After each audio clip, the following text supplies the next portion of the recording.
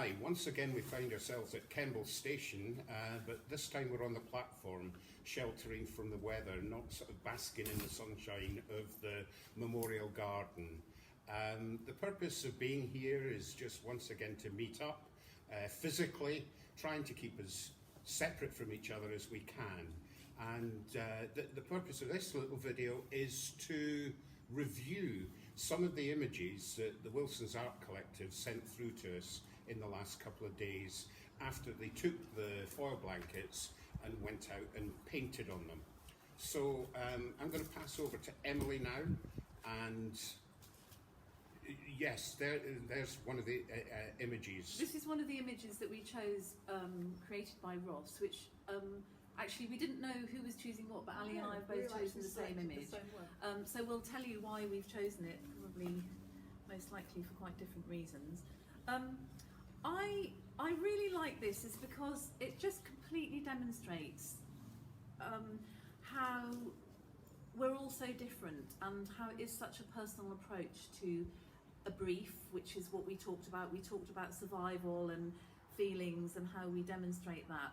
But also, yeah, it's just such an individual approach. And I love the fact that Ross has, instead of using the blanket as a flat mirrored surface, has moulded it into a three-dimensional object and really transformed it into something completely different.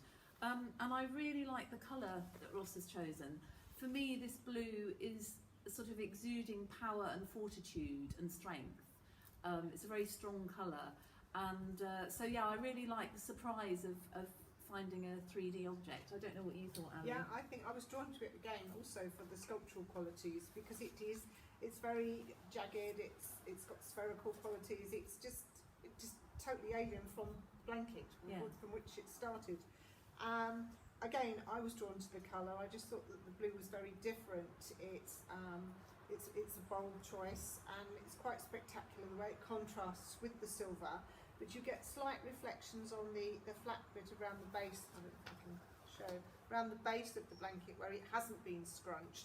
You can just get the mirrored reflections of obviously his wooden table or floor where he'd taken the photographs. And on closer inspection, you can almost see a crouching form. I felt that there was something either hiding in or beneath the blanket, and I really liked that. And so for me, that drew my attention. And yeah, I think Ross has really created his own narrative through this sculpture, and yeah, completely transformed the blanket into something new and exciting. Really interesting. Excellent. I like that one. And Emily, your second one that you chose. Yeah, so I chose this one by Joe. The print doesn't quite define it as I'd hoped, but this is a detail of Joe's piece, which is a really lovely profile here, again in this rather lovely blue, different blue, this one. This is a more sort of teal blue. I feel this is a very sort of personal self-portrait. It may not be a self-portrait, but to me it looks like a self-portrait. It's quite intense in its atmosphere, and when we were discussing it earlier between the three of us, we were saying that it's almost like this person is breathing out like a miasma with this kind of pink around it, and it is almost like during the pandemic we're all aware of all these kind of out breaths and being surrounded, and that's why we're wearing the masks, and I really like the feel that gives. It feels intensely personal as a portrait. That's why I picked that one. That's lovely. And Ali, your second image. My second image was this one. I don't know if we can see that. I initially didn't know who painted it. I didn't look at the name, but I felt that it had a feminine quality because of the choice of the rose colour against the silver. But as you look deeper into it, there's lots of symbols and lots of texture, which I quite liked. The symbolism looked a little bit to me like hieroglyphics, sort of slightly Egyptian. And I love the way that the blanket has distorted all the images behind, and you get all these patterns of black squares and striations. But also she's it is a female. It was Danielle that made this piece, I subsequently found out. And she's got the paint fading and sort of almost slightly transparent, which gives it an ethereal, almost dreamlike quality, which I really, really liked. And so it's kind of ghostly. It's got a softness, but it's also got a stark, hard edge as well. So it's quite a complex piece. There's a lot going on in there. I But agree. I really, really like it. And it is very feminine, you're right. I felt it's got it a was very strong feminine I sort of love quality. the rose colour Yeah. quality in there. So Yeah. very, very nice. I love the tones. They're just very warm tones. Really like that one a lot. Now, I've had printer problems, and so Emily is about to show you a screenshot, and this one was done by Ella.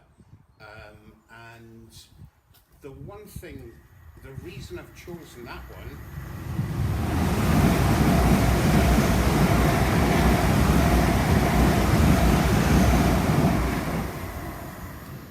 just like to scream yes. The reason I chose that one is because Ella's worked on only 6 segments of the blanket, and the reflective surface that she's left is just about pristine. The surface is perfectly flat, and that just drew me. And again, like Ross, she's not gone and followed the brief exactly. She's done her thing, and I think that's been one of the exciting things that we've really enjoyed about the collective's work. And a second one that the 3 of us did actually like, is this one by Rowan. It's a full blanket up on the wall, and it's got a very Sphinx-like character painted on it. In fact, with some it looks like a fedora as well. But the one thing that really intrigued me about this was what was being reflected. I seemed to want to look past the image and try and work out what room of the house he was in. Again, that followed the brief in terms of our desire to borrow the colours from the surroundings. One thing, this might be quite a hard way for you to see these images, but if you follow this particular post and go to Instagram, or the Instagram feed that the Wilson will be putting up, you'll see these 5 images there supporting or on Instagram. I think we're finished on this one, guys.